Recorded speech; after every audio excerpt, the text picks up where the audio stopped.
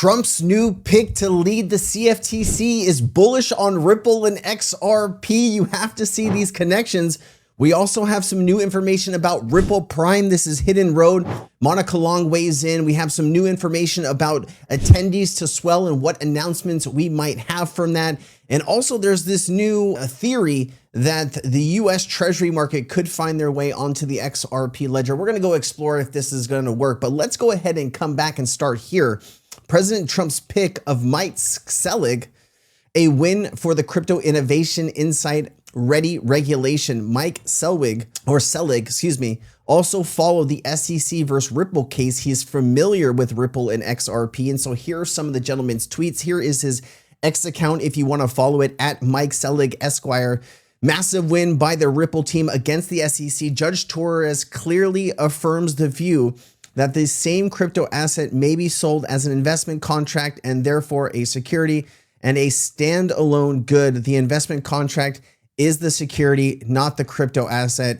So sounds like he's been for Ripple winning the SEC case for quite some time. Some of this stuff goes back to 2023 here, 7/13/2023. He continues on to say, continue to hear commentary saying Judge Torres held that XRP is as a security when sold to institutions and not just security when sold to retail. That is incorrect. Judge Torres held that XRP itself is not a security. XRP itself is simply computer code, a fungible commodity like gold or whiskey, both of which can also be sold as part of investment schemes that implicate securities laws. So great to see that. I wanted to see if there's any additional information on this appointment so you have everything that I know here. President Trump officially selected Mike Selig to chair the CFTC on October 24, 2025, marking a significant step in his administration's push to establish the United States as a global cryptocurrency hub. This appointment comes after Trump's previous nominee, Brian Quintes from A16Z, faced opposition from Gemini co-founder Tyler Winklevoss over potential conflicts of interest. Well, that's interesting. Mike Selig brings extensive experience in cryptocurrency regulation, currency, serving as chief counsel, the SEC's crypto task force under Chairman Paul Atkins. So that's really interesting. Also, Caroline Pham was the acting chairwoman of the CFTC. I thought she was doing a stand-up job. It is nice that we are getting someone so crypto, Ripple, XRP friendly going into the job. I wonder what kind of benefits that will have for our entire ecosystem moving forward. It does talk about Selig's dual experience at the SEC and CFTC positions him to address the regulatory fragmentation that has historically plagued crypto oversight. So that is something we're looking forward to. All right, so Ripple Prime, like Amazon Prime, but for banks and financial institutions. Introducing Ripple Prime, we're pleased to share that our acquisition of Hidden Road is finally complete. So it is now called Ripple Prime, the Amazon of institutions and banks. I love that. Monica Long did chime in here. She says the opportunity is now available to Ripple Prime, aka Hidden Road here, or FK, formerly known as, are expansive, with RLUSD already being used as collateral for a number of Prime brokerage products, and Ripple Prime looking at a variety of ways to utilize XRP. And remember, we heard from Brad Garlinghouse saying that every single technology that Ripple has here does involve XRP. It is at the centerpiece of their entire business. You start to wonder if Ripple is this massive blockchain infrastructure company that a lot of the world runs on. That means a lot of the world will run on XRP. That's plain and simple, ladies and gentlemen. Here is from Anders X. Get ready for Swell 2025 in New York. Never have there been so much private sector participation amongst the speakers at Swell. Big things are coming. We usually see extremely big announcements for the companies and institutions that go to Swell, usually leading up to and as at Swell in the announcement. So I would imagine a whole bunch of news. Make sure that you're subscribed and you have the bell notification turned on, because when we get all of that news, ladies and gentlemen, I will bring it to you here first. Here are some of the participants so you can get an understanding of who's going to be there, right? The gravitas here.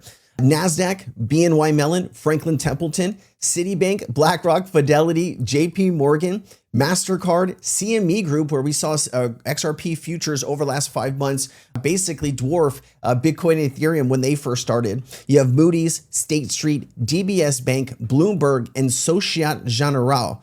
So here are all the possibilities of new announcements. We've already seen recent announcements with BNY and Ripple. We've seen stuff with BlackRock and VanEck and Ripple. Of course, CME has been putting out a lot of really good information to do with XRP. And I mean, DBS, Bloomberg, Societe Generale, of course, the CEO of NASDAQ, Adina Friedman here.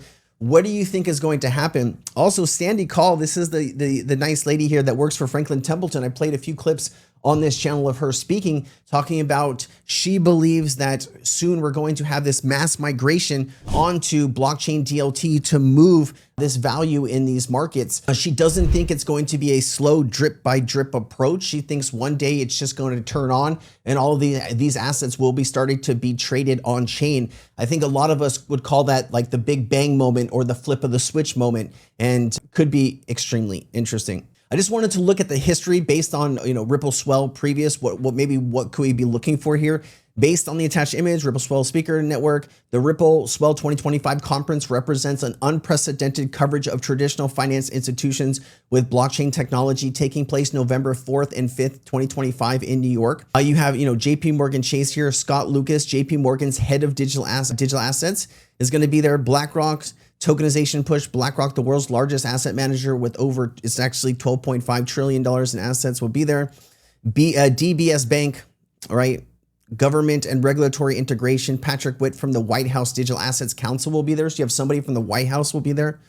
State Street, MasterCard. I mean, the list goes on and on and on.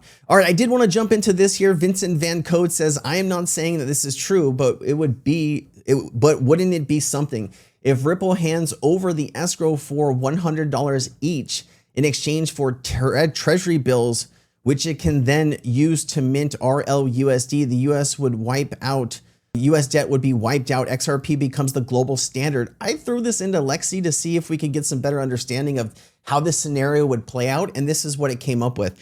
The scenario described in the post involves Ripple giving up its escrowed XRP, which is about 35 billion currently, in exchange for $100 per XRP using US Treasury bills as payment, and then using those Treasury bills to mint a US-backed stablecoin, RLUSD. The post imagines this would both wipe out the US debt and make XRP the global standard and establish RLUSD as the dominant trade currency.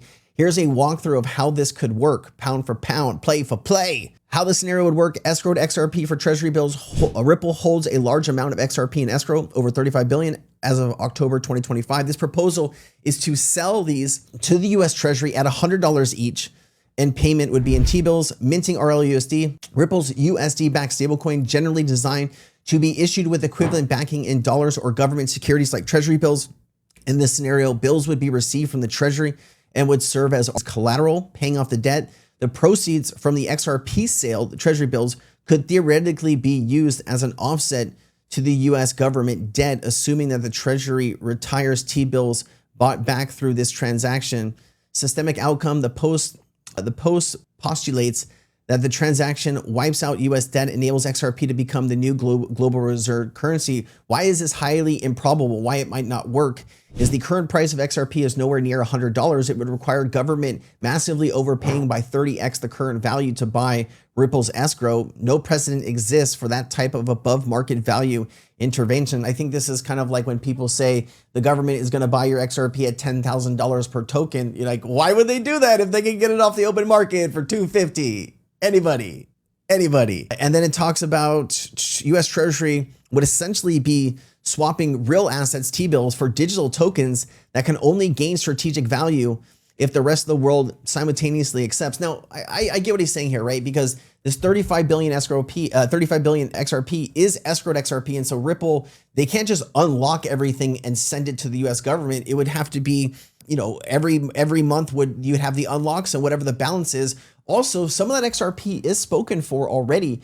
We do see Ripple locking up about 70% of that XRP, re-locking up in escrow, but that other 30% does get sent to partners and whoever is participating in that. So you don't even have that full 35 billion available. So there are a few holes here in this strategy. T-bills does not retire existing US debt unless the government destroys or cancels equivalent obligations. It is just shifting the debt liability elsewhere.